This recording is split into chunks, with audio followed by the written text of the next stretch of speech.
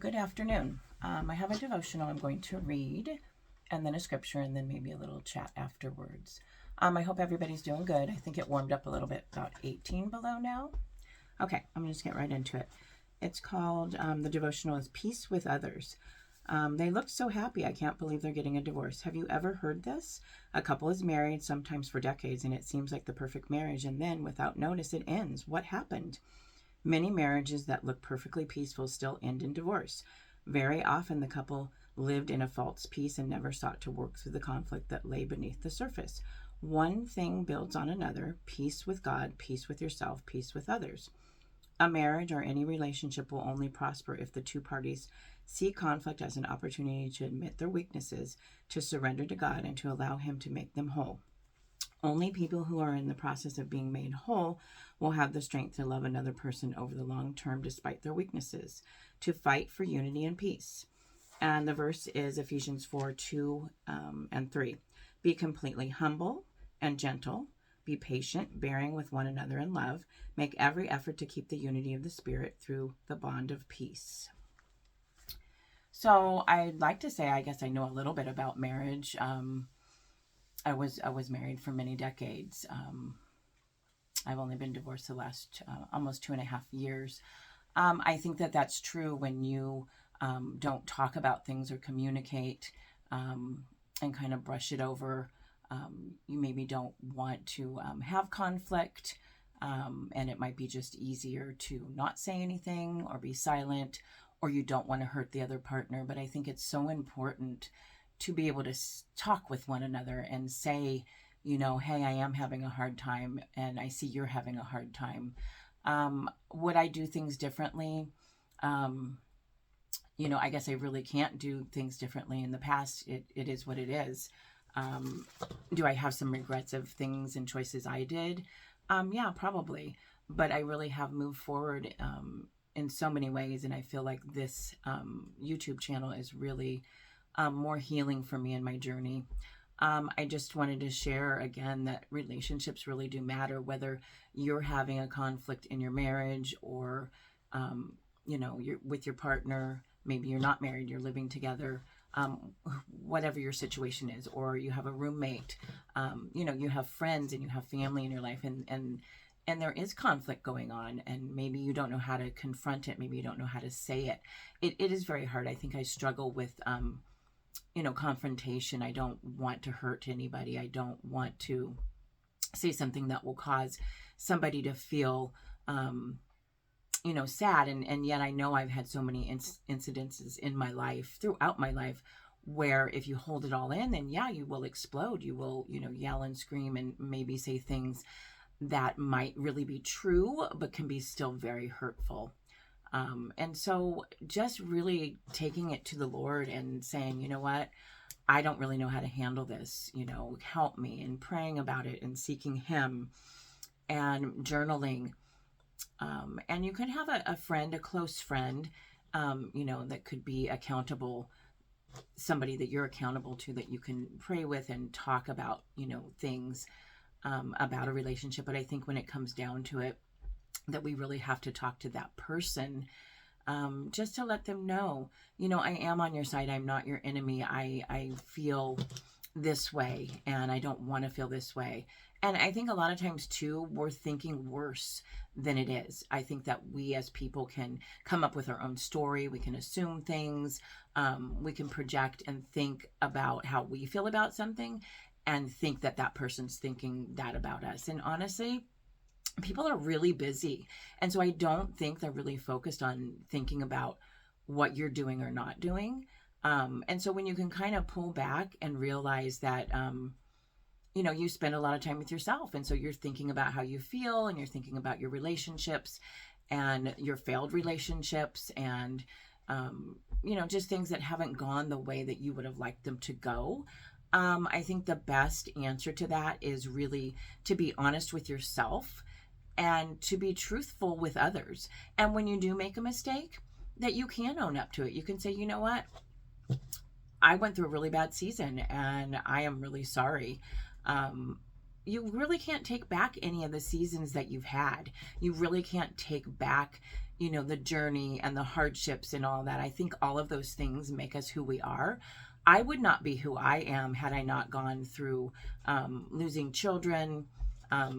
If you've watched my channel, I know I've mentioned that I gave birth to twins in 1990, and I was about 23 and a half weeks. And so they couldn't save them at that time. And so that was something really big for me that I really struggled with, and was in grief for almost 10 years.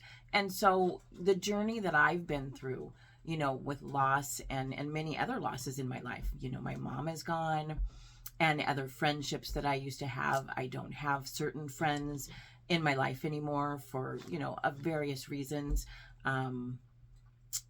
Like I said, being married for many decades, and then not being married now, first separated and now divorced, is really different. You do feel a loss. It's not the same, I'm sure, as when somebody loses a husband or wife, because they died. It's different. And I don't want to discount that, but it's almost worse than, when somebody goes, because I've talked to so many people in my journey, and, they have this special love for that person that has passed away and left their life. I don't want to say this to be rude, but maybe almost idolizing it, because they're gone and you had such love for them and they had such love for you, that maybe you forget some of the other things that did happen in your relationship. But when you have a divorce, that person is still walking around. They may be married again, and it's really kind of like, wow, they no longer want to be in that covenant anymore with you. They've made that decision to, walk away, start another life, and do things with somebody else. And, you don't really have that choice if you still care about them and you have love for them. Yeah, you can pray. I mean, I was a stander for like 6 years, and I don't know that I'm not standing or standing. I guess I just really bring it to the Lord, and I just pray and ask him to help me, because I don't really have the answers to any of that. But anyways, I know that's getting into maybe more than you want to hear about, but just reading this devotional brought up marriages and relationships and conflicts and divorce and stuff. And so, of course, I do have an opinion and a thought, because I have been married and separated and divorced. And so I know a little bit about these things. I don't know what you're doing in your relationships, and I think really, again, the best thing that you can do in a relationship is be honest and trustworthy, have integrity, and if you have to have a sit-down talk about whatever, just talk to that person and tell them how you're feeling about, the relationship, about yourself, about, I don't say, point fingers, but just put some things on the table and say, wow, this is really hard for me. I don't know how to handle, this situation that you're doing, or, whatever it is, but just with kindness and gentleness, write something out first, so you're not hurtful, so you're not yelling, so you're not screaming. I don't know. Every person is so different. Every person is so unique. I think you just want to have that love and respect when you talk to somebody, because I think relationships matter so much. And I think that when you're in a partnership and in a marriage, that it's really important to be on the same page and love each other and honor each other and cherish each other, and have that respect to say, I do have concerns. What can we do about it? Do we need to do counseling? Do, we need to have some more time to spend just, us? Because kids and jobs and everything gets in the way, and you kind of lose that, that special beginning when you're dating and you're doing all these things. Life gets in the way, and you're tired. And when you're tired and you're at home, you can let your hair down, and maybe it's not, it's not so pretty when you're just hanging out all the time and you're tired, and, you have bedhead hair and, bad breath, and it's just all kind of like, what, what happened to the person I fell in love with? And so I think love is a choice, and I think that it is very important to have attraction to one another and have some common interest, and, be able to talk and laugh, and, even have conflict. I think part of a relationship is to have conflict, but to do it well. That you are encouraging each other and affirming each other, and you're finding out what the love languages are for that person, and you are serving each other. You know, you're going that extra little mile to say, hey, I can take care of that. And it shouldn't just be one way, and it shouldn't even be 50-50. Sometimes it's going to be 90-10, depending on how that person's feeling, if they're sick or they're not feeling well, if a child's not feeling well, or whatever it is. But that you're going to have to, you know, pick up slack. It's not a 50-50 split. You know, sometimes somebody's working full time and the other person's not. Sometimes both are working, and that's cool. But I think in a relationship, you carry each other sometimes during different seasons. Maybe when somebody's had to have a surgery, or they're not working because of, you know, losing a job, or just whatever. I just really feel that you're there for that person. You strengthen them, and they strengthen you with your abilities and your gifts and your talents.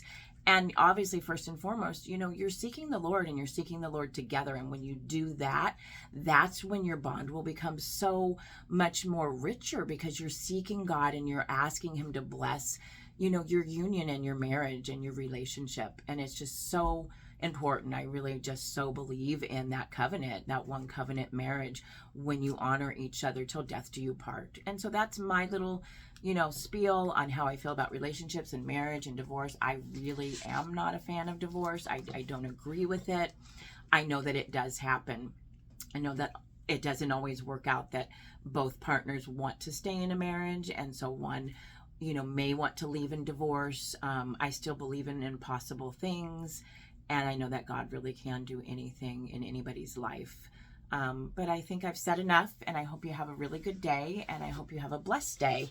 And I'm going to say goodbye for now, and don't forget to go get a taco if you want. Bye. Blessings.